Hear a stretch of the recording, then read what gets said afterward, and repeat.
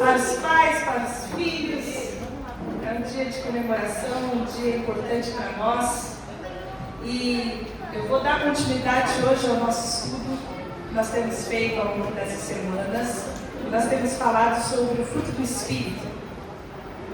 Fruto do Espírito, então, como nós temos falado, é essa ação poderosa, a presença gloriosa do Espírito Santo na nossa vida, que gera em nós algumas mudanças no nosso caráter.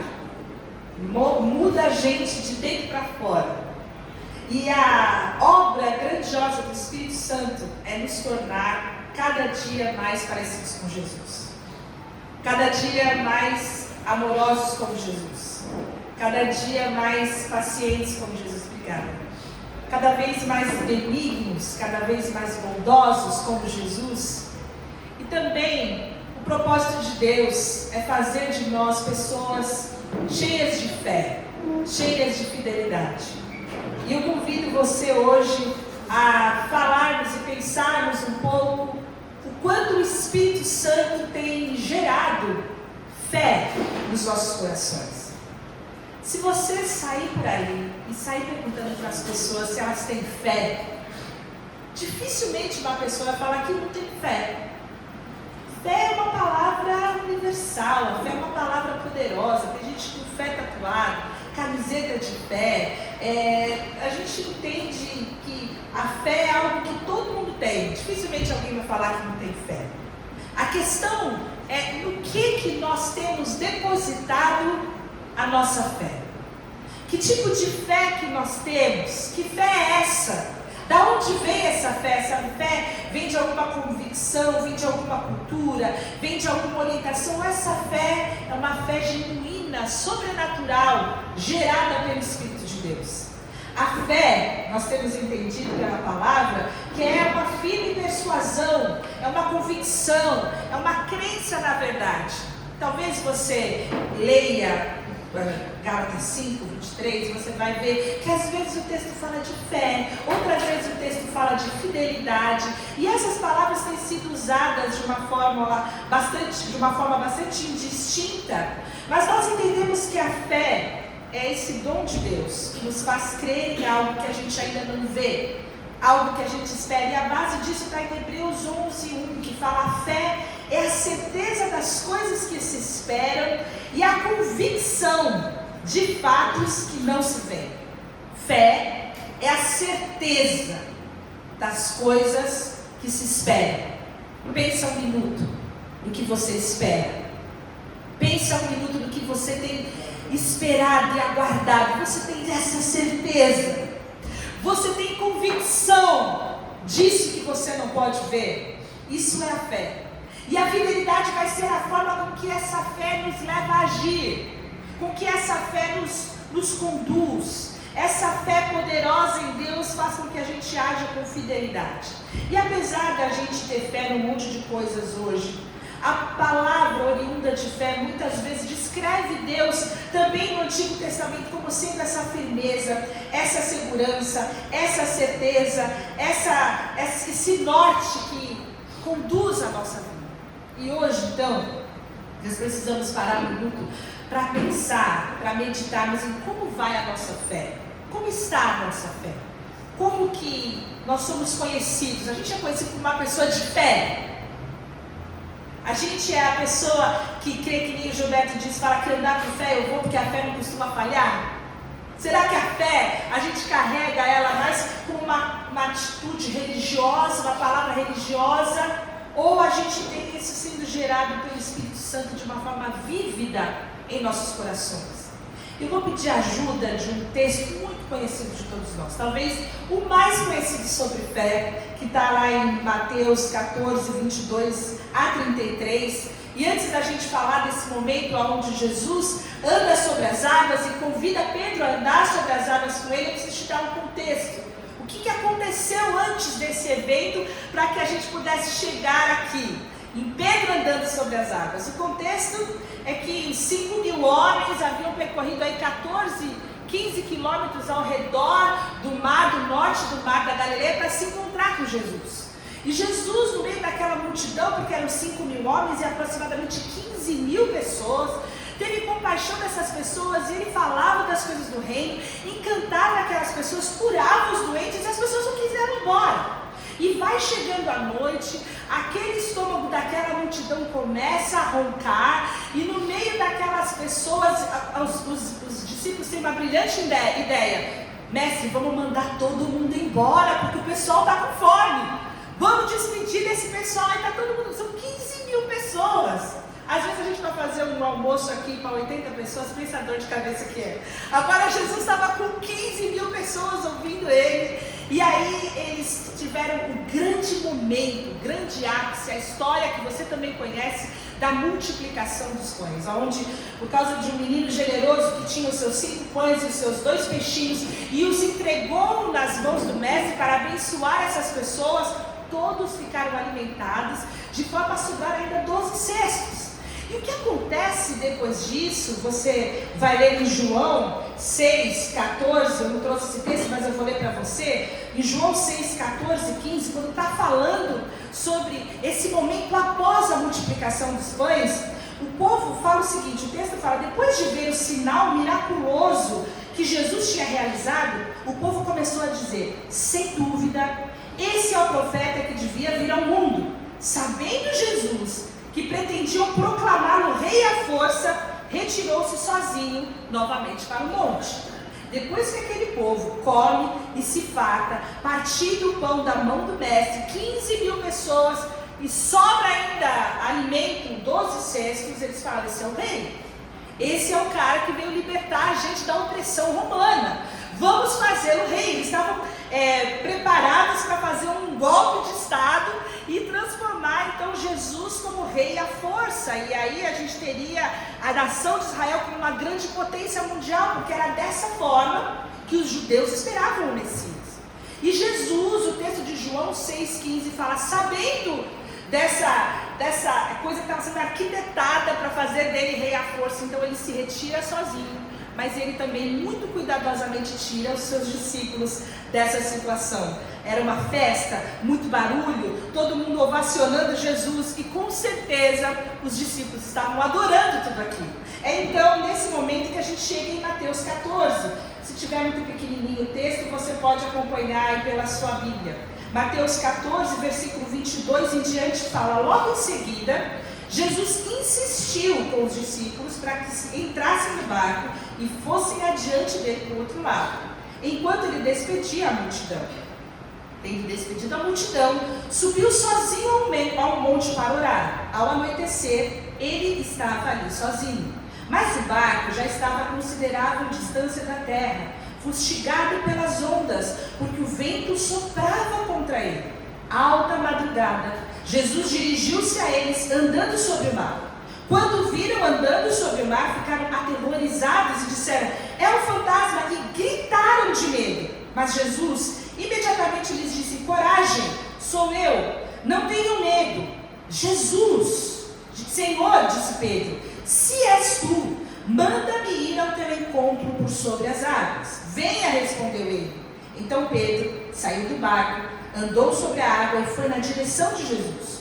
Mas quando reparou no vento, ficou com medo e começando a afundar, gritou, Senhor, salva-me. Imediatamente Jesus estendeu a mão e o segurou e disse, homem de pequena fé, por que duvidou? Quando entraram no barco, o vento cessou. Então os que estavam no barco o adoraram, dizendo, verdadeiramente, tu és o Filho de Deus. Vamos orar? Senhor, nós te agradecemos pela tua palavra, que ela é viva, é poderosa e ela é eficaz. E ela pode, ó Deus, trazer para a verdade dos nossos corações a dimensão da tua glória, do teu poder, da tua autoridade, aquele que é digno de que nós coloquemos toda a nossa fé, a nossa esperança, a nossa certeza e a nossa convicção. E é por causa da tua palavra, Deus, que nós pedimos que sejamos alimentados, sejamos confrontados, sejamos edificados nessa manhã, em nome de Jesus. Amém. A gente, antes de falar da nossa fé, precisamos falar da fé de Jesus, do poder de Jesus, da autoridade de Jesus, daquele em quem nós depositamos a nossa fé, porque antes de nós termos fé, de sermos fiéis. Nós temos em Jesus o mais poderoso e o mais fiel de todos os senhores, o único Senhor. E quando nós olhamos para Jesus e olhamos para esse texto, vemos a fidelidade de Jesus demonstrada de 4 maneiras, 4 formas, 4 verbos usados aqui nesse texto, que nos indicam a forma com que Jesus trata conosco, a forma com que Jesus tratou com aqueles discípulos, especificamente nesse texto. E o primeiro deles está em Mateus 14, 22, quando o texto fala que Jesus, logo em seguida, depois daquele alvoroço, multiplicação dos pães, o coração daquela multidão querendo levar Jesus e proclamar Jesus como um rei, Jesus coloca e insiste para os seus discípulos, entrem naquele barquinho e eles vão embora. E esse insistir que você vai ler na sua Bíblia, fala sobre obrigar com força, sobre coagir, sobre fazer com que eles obedecessem, porque muito provavelmente os discípulos estavam gostando daquela situação. Eles não queriam ir embora, eles queriam permanecer naquela celebração, eles queriam ver a coisa acontecendo, o circo pegar fogo, uma manifestação política de descontentamento, do tipo, vem para a rua, era aquilo que estava acontecendo ali, mas Jesus pega os seus discípulos, coloca no barquinho e insiste que é o momento deles irem embora. E eles então são colocados ali para que eles não pudessem ter seus corações influenciados por toda aquela lisonja, por todo aquele frenesi, por todo aquele movimento político. Jesus insiste e os retira dali. A segunda coisa que Jesus vai fazer então é que ele ora. Nós temos falado um pouco sobre oração no grupo de quinta-feira, e uma das coisas que nós temos comentado é o quanto que Jesus orava e ele gostava de estar na presença do Pai. Você vai ler isso por todo o Evangelho, Jesus se retirando, Jesus tendo uma necessidade de estar sozinho com o Pai, porque ele orava em todo o tempo, mas em alguns momentos ele precisava se retirar para estar sozinho com o Pai. E aqui nós vemos várias razões pelo qual Jesus pode ter orado, não só por ansiar um momento, um tempo com Deus, mas também porque possivelmente ele estava enfrentando o mesmo tipo de tentação que ele já tinha enfrentado quando o Satanás o tentou a chegar ao trono sem a cruz, a fazer um pequeno atalho, a usar o seu poder miraculoso para ganhar seguidores, a pegar o caminho da glória, sem que naquele caminho de glória houvesse nenhum tipo de sofrimento. Naquele momento onde havia o reconhecimento do senhorio e da divindade, ele certamente é o profeta. Jesus se retira. Jesus vai orar, ele vai invocar para que o Pai pudesse restabelecer então a sua visão da missão, daquilo para a qual Jesus veio. E Jesus sempre falou que ele tinha vindo para morrer, ele tinha vindo para se entregar, ele tinha vindo, a missão de Jesus era derramar o seu sangue na cruz, para que através daquele sangue derramado houvesse perdão e redenção dos pecados. Jesus se retira para orar e provavelmente ele ora por seus discípulos. Ele ora pelo coração daqueles que levariam e proclamariam o Evangelho a todas as nações, conforme nós lemos depois no livro de Atos. E Jesus tem um tempo de oração. Depois também Jesus se importa. No versículo 24 fala que o barco estava a vários quilômetros da costa, e ele estava sendo atingido, fustigado pelo vento e pelas ondas. O mar da Galileia costuma ser um mar calmo, 22 km por 11, o mar normalmente calmo, mas tem uma montanha, uma formação de montanhas que faz um corredor de vento, e muitas vezes as tempestades elas aconteciam de uma forma muito grande, muito poderosa ali. E é nesse momento que Jesus envia os seus discípulos, insiste que eles estejam ali, naquele barco, no meio do mar da Galileia, no momento em que viria uma imensa tempestade, e aqueles discípulos, muitos deles eram marinheiros, extremamente acostumados com tempestades e com o manejo do barco no mar, mas o texto fala que eles estavam aterrorizados. Havia uma tempestade muito poderosa sendo formada ali, assim como existem tempestades nas nossas vidas também.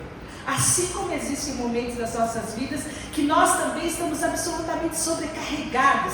Parece que o vento balança a nossa alma, a nossa mente, a nossa vida. Situações acontecem sobre nós como ondas e a gente fica numa situação sem saber como nós vamos nos livrar dali.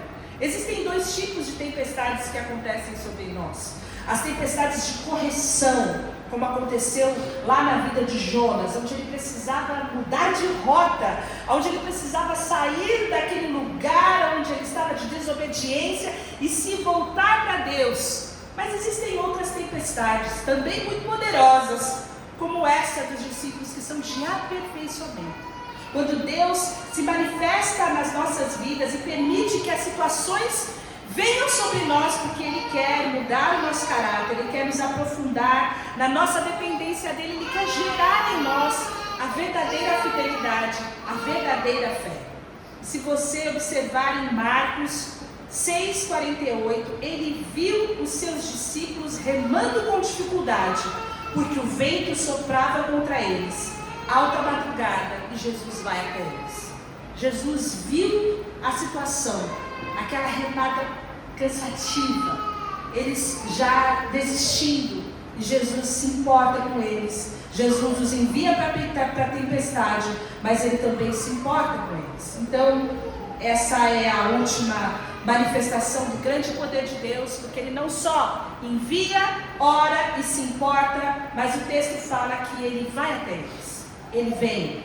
Versículo 27 fala que Ele veio até eles. E quando Jesus procurava os seus discípulos, e Ele esteve longe dos seus discípulos por 9 horas, porque Ele os despediu antes do anoitecer, e a alta madrugada eram 3 horas da manhã. Para você entender o tamanho daquela tempestade, o quanto que eles já estavam lutando há muitas horas contra aquelas ondas e aqueles ventos.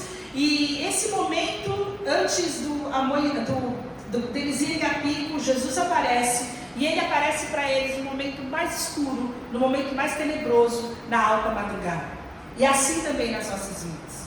Por mais que a gente, no momento das nossas aflições, no momento das nossas angústias, no momento da adversidade que vem sobre nós, a gente pensa que a gente não vai conseguir, que a gente está desistindo, é nesse momento, no momento mais escuro das nossas vidas, quando nós estamos com muito medo e cansados, e entregando os pontos, que Jesus aparece. E aí o texto fala que quando Jesus apareceu, eles tiveram muito medo, eles se assustaram. Na verdade é interessante que o texto fala que eles gritaram de medo. Você consegue imaginar essa cena?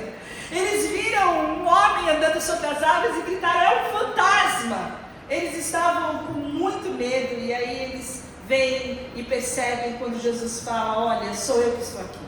Eu não sei se você já teve alguma situação de muito medo na sua vida, uma situação onde você não consegue ver mais uma solução para o seu problema, mas é nesse momento em que Jesus vem para transformar toda a situação. Jesus vem para assumir todo o controle, e Ele vem para revelar o seu amor, e Ele chega para o nosso coração falando para nós: não temas.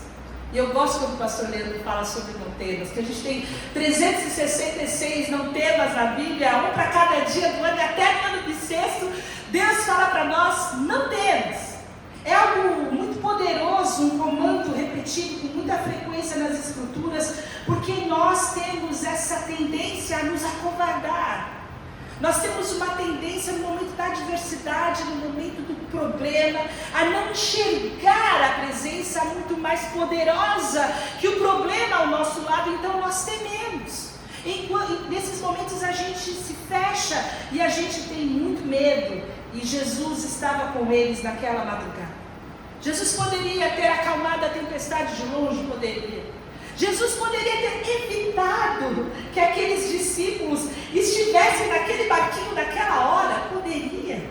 Mas Jesus nos enviou para aquela tempestade. Ele não evitou tudo isso porque é muito mais preocupado com o conforto e com o bem-estar daqueles discípulos. Jesus estava preocupado em transformar, em aperfeiçoar, em gerar uma fé verdadeira naqueles seguidores. E esse tipo de ensino só acontece na nossa vida no momento da tempestade. As coisas poderosas, a revelação do poder de Deus só vem na nossa vida no momento em que nós confiamos e entregamos aquilo que nós já não temos mais o controle nas mãos do Senhor. É nesse momento que nós temos a revelação do grande poder de Deus e da presença gloriosa de Jesus na nossa vida, também no meio da tempestade. Então, nesse momento, quando Jesus se aproxima, a gente encontra a fé de Pedro. E a fé de Pedro confronta a nossa fé, abençoa a nossa fé. E através dessa leitura nós também podemos ter a nossa fé aperfeiçoada. Porque Pedro agiu de 3 maneiras. Quando Jesus fala, sou eu, a primeira coisa que Pedro faz é ele chama. Ele fala, Senhor, se é você, eu quero estar onde você está. Senhor, se é você, me diga para ir até você na água. Jesus ouve a voz de Jesus, ele ouve a voz do Mestre, e ao invés de gritar de medo como os outros 11, ele fala, é Jesus, e eu quero ir até ele, eu quero estar onde Jesus está, eu quero saber se é ele para estar onde ele está. E se nós temos essa ideia da dimensão da fé que podemos alcançar, a primeira coisa que nós precisamos é saber aonde Jesus está, quem é Jesus e o que ele está fazendo. Muitas vezes nós queremos trazer Jesus para os nossos projetos, nós queremos trazer Jesus para a nossa vida, nós queremos trazer o poder de Jesus, queremos que a nossa fé seja aperfeiçoada quando Jesus vem para a nossa vida, quando nós precisamos saber aquilo que Jesus está fazendo, para nos colocar à sua disposição e agir junto com ele. Esse é um grande ato de fé, a missão de cooperar com Jesus naquilo que ele já está fazendo. A gente não tem que pedir para Jesus entrar no nosso barco, mas a gente tem que ter a coragem de ir até Jesus, de estar com ele, ainda que seja sobre as águas. Nesse momento, nós nos engajamos naquilo que é o projeto de Deus para as nossas vidas. Orteberg escreve que essa não é uma história sobre assumir riscos, mas é principalmente uma história sobre obediência. Isso significa que eu tenho que discernir entre um chamado autêntico de Deus e o que pode ser simplesmente um impulso da minha parte. Eu preciso saber se essa voz, esse comando é do meu coração ou se é a voz de Deus. Se é Deus falando, sou eu, eu sou o grande eu sou. É isso que acontece com as nossas vidas no meio da tempestade, no meio das lutas, no meio dos problemas, no meio das situações onde nós perdemos absolutamente o controle. Se nós afinarmos os nossos ouvidos acima do volume das águas, acima do volume dos ventos, nós vamos ouvir que o eu sou, o grande eu sou, está nos chamando para cooperarmos com ele em sua missão e sua obra. E isso é fé. A segunda coisa que Pedro faz é que ele saiu do barco.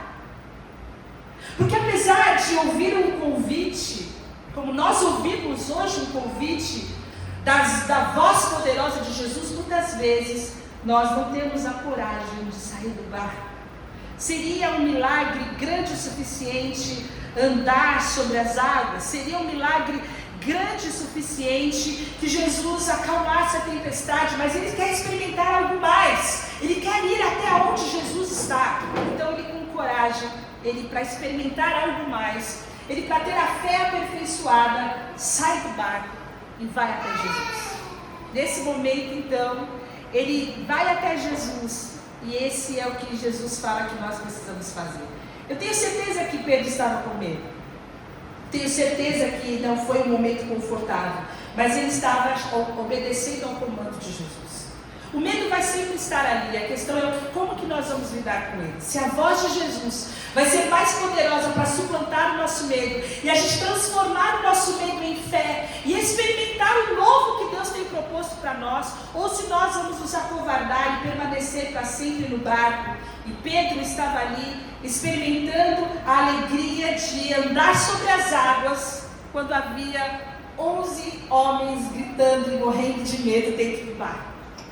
Havia um homem disposto a andar até Jesus, a ouvir a voz de Jesus, a ouvir o vem de Jesus e experimentar algo novo e ter a fé aperfeiçoada. Nessa batalha entre o medo e a fé, nós podemos estar imobilizados ou nós podemos sair do barco e experimentar algo novo de Deus. Mas por último, nós vemos Pedro gritando. E aqui muita gente castiga demais Pedro. Porque ele vai ouvir ao final dessa situação uma expressão: poxa, Pedro, por que você duvidou? Está vendo? Pedro duvidou? Pedro estava andando sobre as águas, como é que ele afunda? Que loucura é essa? A gente vê no texto que o Pedro começa a andar, o versículo 30 fala que ele começou a afundar depois de estar andando, porque ele tirou os olhos de Jesus e ele começou a se concentrar no vento e nas ondas. Ele começa a sua jornada sobre as águas, mas algo o impede de completar a missão de chegar em Jesus. Ele tira os olhos de Jesus, que era o alvo, e coloca os olhos no vento, nas ondas e na tempestade. E aí o medo, na luta, na confrontação do medo e da fé, o medo sufocou a fé. Porque em algum momento Pedro tirou os olhos de Jesus. Pedro em algum momento colocou os olhos nas lutas, colocou os olhos nas dificuldades, e Pedro só tinha uma chance de continuar andando sobre as águas, que era manter os seus olhos em Jesus. Ele não tinha poder, ele não tinha autoridade, ele de fato era alguém muito surreal, muito corajoso, que enfrentou a grande batalha de sair do barco e andar no meio da tempestade. Vocês não podem se esquecer que as águas ainda não estavam calmas e nem tranquilas. Ele está andando no meio da tempestade sobre as águas.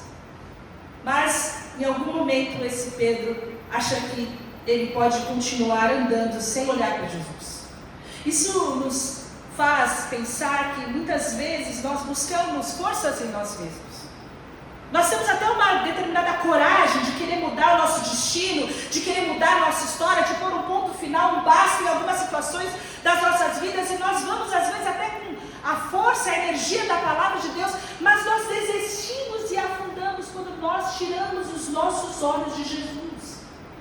Existem inúmeros cursos e mentores e pessoas que vão falar com muita propriedade que você tem que acreditar em você, que há força em você, que há um poder em você que vai fazer com que você alcance os seus objetivos, mas isso é até o vento bater forte.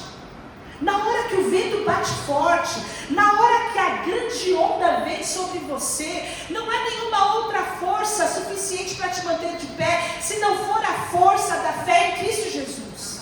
É Cristo Jesus que nos sustenta. As ondas virão, o vento virá. Jesus nunca proclamou e nem prometeu para nós águas calmas e águas tranquilas. Ele falou: olha, no mundo vocês vão ter aflições, no mundo vocês vão ter tempestades. A única coisa que faz com que a gente permaneça com bom ânimo é olhar para Jesus. E a única coisa que fez com que Pedro afundasse, o texto bíblico fala, é que ele deixa de olhar para Jesus e olha para as ondas. Nós precisamos focar em Jesus. A nossa fé, ela é firmada em Cristo Jesus, que é o autor da nossa fé. É Ele quem nos mantém de pé. Você vai ver em Neemias que os construtores dos muros fizeram algo semelhante. Eles começaram a construir os muros, um projeto maravilhoso de reconstrução, cheios de fé, mas em algum momento eles olharam para os escombros. Em algum momento eles começaram a olhar para os entulhos, ao invés de manter a visão em Deus e na missão e naquilo para o qual eles foram destinados a fazer. E isso acontece com a gente em projetos longos, longas orações. Algumas orações que você já está fazendo há 1 ano, há 2 anos. Algumas coisas na sua vida que você não vê que acontecer. Você continua buscando, mas você não vê melhora. Não tire os seus olhos de Jesus. Não perca a sua fé. Jesus é poderoso para operar aquilo que nós não podemos. Jesus é poderoso para controlar aquilo que nós não temos controle. Não olhe para os ventos, não olhe para a tempestade, não olhe para os escombros, olhe para Jesus. Nesse momento nós vemos Pedro gritando de medo, porque ele começou a afundar. Qual que é a resposta de Jesus? A resposta de Jesus para Pedro, a resposta de Jesus para nós, que estamos afundando muitas vezes, que a gente já desistiu, situações e tempestades que a gente já deixou o barquinho ir a pique, porque a nossa fé já ficou uma fé muito fracassada, a gente só consegue olhar para os ventos e a gente não consegue mais contemplar a Jesus o Todo-Poderoso que permanece sobre as águas. A resposta de Jesus, e é muito lindo isso que acontece, porque enquanto Pedro tirava os olhos de Jesus e começou a afundar, ele no versículo 30 clama: Senhor, salva! Senhor, me salva! E às vezes a gente espera muito tempo para gritar e clamar o nome de Jesus. Muito tempo. A gente deixa que a água ela entre nos nossos pulmões e a gente vai perdendo a força. E quantos, por falta de fé, não perdem a presença de Jesus, porque vão lá para baixo d'água e ficam distantes e sucumbidos, sem ar, sem fôlego. Pedro, quando começa a afundar, clama o nome de Jesus. No versículo 31 fala que Jesus imediatamente estendeu a mão e o pegou. Sabe por quê, irmãos? Porque se você reparar bem no momento que você clamar, Jesus está do seu lado. Jesus não veio ao encontro de Pedro. Pedro afundou do lado de Jesus.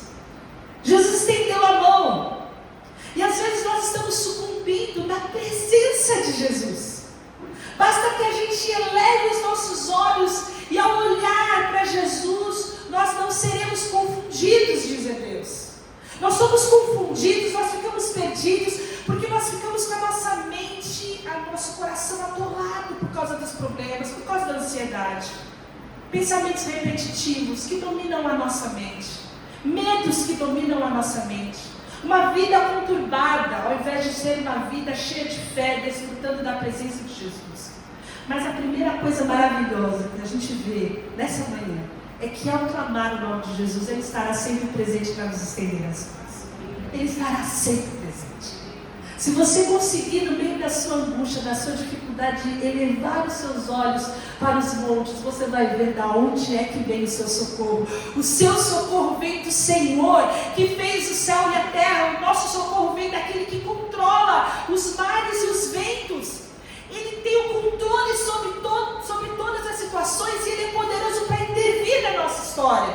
Esse é o Senhor a quem servimos. E é por isso que a primeira coisa que Jesus faz com Pedro é que Ele o resgata. E agora Pedro, ele não teve somente a glória de andar sobre as águas, mas ele tem a alegria de ser resgatado e levantado por Jesus no momento da necessidade. É para isso que a gente é levado muitas vezes para a tempestade, para conhecer o amor, a graça, a misericórdia e o poder de Deus. A segunda coisa que a gente vê é que Jesus repreende Pedro, porque embora ele tenha sido alguém muito poderoso, em algum momento ele teve pouca fé. Vejam, irmãos, pouca fé é muito melhor do que nenhuma fé. Pedro é repreendido porque ele teve pouca fé, e a pouca fé que ele teve fez com que ele andasse sobre as águas no meio da tempestade. A pouca fé que ele teve foi suficiente para que ele ouvisse o comando de Jesus: vem! E ele foi, e ele saiu do barco, e ele rompeu com todas as possibilidades de conforto e foi até Jesus. Mas o que acontece é que a nossa fé, quando é pouca, faz com que a gente sucumba no meio do caminho. Os nossos caldos, nossas situações de distanciamento de Deus vêm muitas vezes porque a gente não percebe que Jesus está com a gente na água e a gente duvida. Então Jesus, em terceiro lugar, restaura Pedro e coloca então Pedro em uma posição onde ele pode crescer espiritualmente. Porque é para isso que serve a tempestade. Para que a nossa fé seja aumentada, para que nós sejamos aperfeiçoados. É para isso que servem as adversidades, para que a gente possa encarar, às vezes, um problema que a gente tem de caráter, às vezes um problema que a gente tem de ressentimento, às vezes uma dificuldade que a gente tem de perdoar, às vezes uma dificuldade que a gente tem de amar. São tempestades na vida que vêm para que sejamos transformados e para que a gente olhe para Jesus e reconheça nele o nosso único e suficiente Senhor. Como que nós estamos no meio da tempestade? Nós estamos vendo aquilo que está nos acometendo, nós estamos presos e perdidos, buscando conforto dentro do barco. Quais são então os resultados? Os resultados desse momento poderoso que Pedro encontra junto com Jesus ali sobre as águas. O texto sagrado fala no versículo 32, isso é muito legal, que Jesus entra no barco. Depois da vida de Pedro ser transformada com esse evento surreal, que é um evento onde a fé dele é aumentada e ele anda sobre as águas, e ele experimenta a alegria de ser restaurado, de ser sustentado por Jesus no momento do medo, a gente vê que Jesus começa a restaurar a paz no coração daqueles outros 11 discípulos. É o momento onde Jesus acalma a tempestade. Jesus acalma a tempestade, e mesmo aqueles que não tiveram coragem de sair no barco são abençoados com a poderosa presença de Jesus. Mas há algo fantástico aqui, porque o versículo seguinte fala que os discípulos se curvam e os discípulos começam a adorar Jesus. Os discípulos que experimentaram todo esse movimento durante esse encontro com Jesus, eles o adoram. E eles viram Jesus alimentar mais de 15 mil pessoas. Esses discípulos viram Jesus andar sobre as águas. Eles o ouviram declarar: eu sou o grande eu sou. Eles viram Pedro fazer algo absolutamente impossível. Eles viram como Jesus salvou Pedro. E eles viram como o vento diminuiu, como Jesus foi poderoso para controlar toda aquela tempestade. É por isso que então eles falam verdadeiramente, versículo 33, tu és o Filho de Deus. E esse é o momento e a verdadeira adoração que Jesus quer gerar nos seus discípulos. Porque até então aqueles discípulos estavam muito preocupados em que Jesus tivesse um reconhecimento material, Jesus tivesse um reconhecimento político, Jesus tivesse um reconhecimento ali como um rei soberano, de uma ascensão e poder entre os homens, mas Jesus estava aqui para revelar o grande poder de Deus. E é dessa forma que Jesus quer ser adorado nas nossas vidas, não por nos conceder coisas materiais, irmãos, mas por nós podermos contemplar o poder de Deus nas nossas vidas. O grande poder de Deus que tira a gente do medo, que transforma a gente em pessoas cheias de fé, que a gente é assistido e abençoado no momento de angústia, quando Jesus nos resgata e nos levanta e nos traz e permite que a gente desfrute da alegria da sua presença. É nesse momento que nós conhecemos o grande poder de Deus. Às vezes nós ficamos buscando apenas as coisas materiais, mas o grande louvor, a verdadeira adoração, ela acontece no nosso coração quando nós vemos a Jesus como o nosso único e suficiente Senhor. Ele é o Filho de Deus. E o que Ele quer gerar nas nossas vidas são coisas espirituais. O Filho de Deus não veio para nos trazer conforto, Ele não veio para nos dar as coisas desse mundo. Toda a nossa movimentação para buscar a Deus apenas por coisas materiais, ela é limitada, irmãos. Deus nos leva para o meio do mar, Deus nos leva para debaixo dos ventos, Deus permite que ondas venham contra o nosso barquinho para que a gente conheça a virtude de ser cheio do Espírito Santo de Deus. É isso a vida de Deus. A vida de Deus não é apenas para me dar e coisas materiais, não é sobre ser rei e ter poder, e ter ascensão, e ter domínio, e ter dinheiro, e ter conforto. Isso são coisas desse mundo. Deus quer gerar em nós a verdadeira adoração. Se você quer ter esse fruto da fé sendo transformado na sua vida, onde Jesus transforma os seus medos, a sua apatia, em alguém que tem fé em Jesus, alguém que está seguro, alguém que responde ao comando de Jesus, a gente pode aprender então com Pedro a chamar a Jesus, a orar e pedir a Deus para que Ele possa revelar a sua vontade nos nossos corações, para que nós possamos ouvir dEle que Ele é quem Ele é, para que a gente possa ouvir da voz de Jesus, vem, então a gente possa sair e atender ao comando de Jesus e sair do barco e romper com os nossos medos, identificar o que nos limita, o que é que nos impede de nos movermos, de darmos um passo a mais em direção ao poder de Deus, o que é o nosso barco, o que é que nos segura, o que é que nos impede de experimentar mais de Deus. Em terceiro lugar, gritar, porque se você sente que você está sucumbindo, se você sente que os problemas e as angústias tomaram o teu coração de uma forma que você já não consegue mais ver e nem contemplar Jesus, e você está realmente afundando na sua fé, você pode gritar, você pode clamar, porque você vai experimentar a poderosa mão de Jesus levantando você no meio da tempestade. E aí você pode se curvar e você pode reconhecer em Jesus, o nosso Senhor, aquele que é verdadeiramente Filho de Deus, digno de ser adorado, digno de toda honra, digno de toda adoração. O limite, de acordo com as Sagradas Escrituras, o limite humano é o lugar mais frequente do encontro com Deus. Qual é o seu limite? Qual é o seu cansaço? Qual é o seu medo? Que ondas que têm vindo sobre você? Qual a situação que você já não aguenta mais? Porque o seu barco é qualquer coisa que representa um lugar de segurança e de proteção que não é o próprio Deus. O seu barco é a sua vida sem o poder de Deus, é a sua vida sem fé. O seu barco é tudo que você se sente tentado a confiar no meio da situação turbulenta, no meio da situação e da adversidade. O seu barco é o seu dinheiro, é o seu emprego. O seu barco são os seus investimentos, o seu barco é a sua família, o seu barco é o seu estilo de vida, o seu barco é a sua posição, o seu barco são os seus amigos. Qual é o seu barco? O que faz com que te impede, que te segura de você sair dessa situação para você experimentar mais de Deus? O que é aquilo que te mantém tão confortável que você não pode abrir mão dele para experimentar e ouvir o chamado de Jesus? Vem. O que é isso? Porque nós precisamos dar um passo à frente. Nós precisamos ouvir a voz de Jesus. E assim como Pedro, experimentar a glória de andar sobre as águas. Ainda que a gente afunde, a gente também vai experimentar a glória de ser erguido por Jesus no momento de desespero. O chamado de Jesus é para nós andarmos um pouco mais adiante. É de nós termos uma fé mais dinâmica, mais poderosa. Da gente experimentar o sobrenatural de Deus nas nossas vidas. A palavra de Deus fala que a gente precisa buscar as coisas que são do alto, que é o lugar onde Cristo está assentado.